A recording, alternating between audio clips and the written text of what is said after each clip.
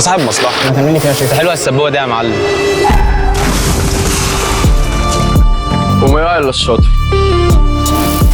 السنه تقريبا بدانا ان احنا نفكر نعمل حاجه كويسه، فكره سماش برجر، فحاولنا نعمل فكره احسن ان احنا نعمل فكره فود تراك. نزلنا جبنا الكونتينر، احنا قعدنا اسبوعين او 3 نشطبه، شطبناه واشترينا المعدات وظبطنا كل حاجه. وجينا لاهم نقطه ان احنا مش عارفين نعمل ريسبي او حاجه تخلي الناس تبقى مقتنعه انها تجي لنا مخصوص هنا في المكان بتاعنا.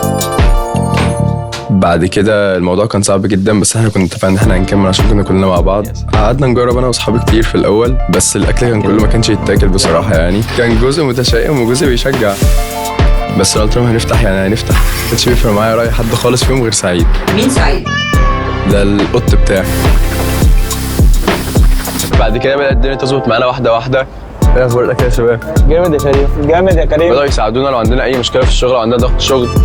الو، مع حضرتك سكرتيرة استاذ كريم. بس دايما كان عندنا مشكله ان احنا مش قادرين نكنترول العدد اللي يخلي ان فيه يبقى سواق دليفري موجود قدامنا على طول. حصل دروب كده، عملنا حادثه بالعربيه بنوصل بقى الاوردرات. نكمل بالرغم من كل حاجه.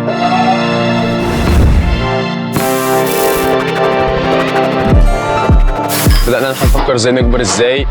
حسن صاحبي قعد نبدل العربيه انا الصبح وهو بالليل. المهم عندنا ان احنا نقوم بسماش سبوت ده ان هو حاجه كويسه احنا راضيين عنها. تراكم الزيت ولع في الجريل.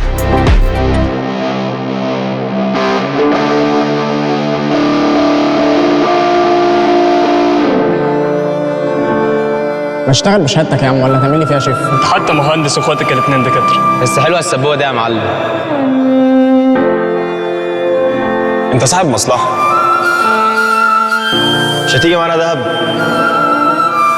كان دايما صحابنا بيقعدوا يسافروا ويتفسحوا، ساعات بقعد لوحدي كتير اظبط المكان وانضفه على قد ما اقدر، لحد ما جه مكالمه مره 2 جم من طلبات جربوا الاكل اتكلموا معايا، شرحوا لي المبادره وعرفت ان هم هيساعدوني في ايجار وتشطيب لمحل جديد في مبادره سكتنا واحده.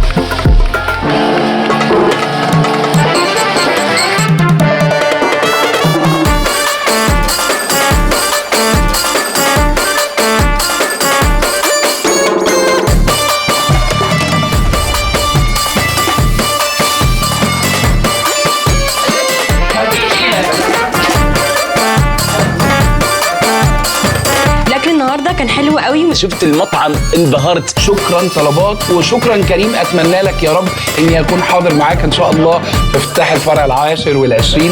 ان شاء الله تلاقوا حاجه كويسه وان شاء الله سكتنا واحده.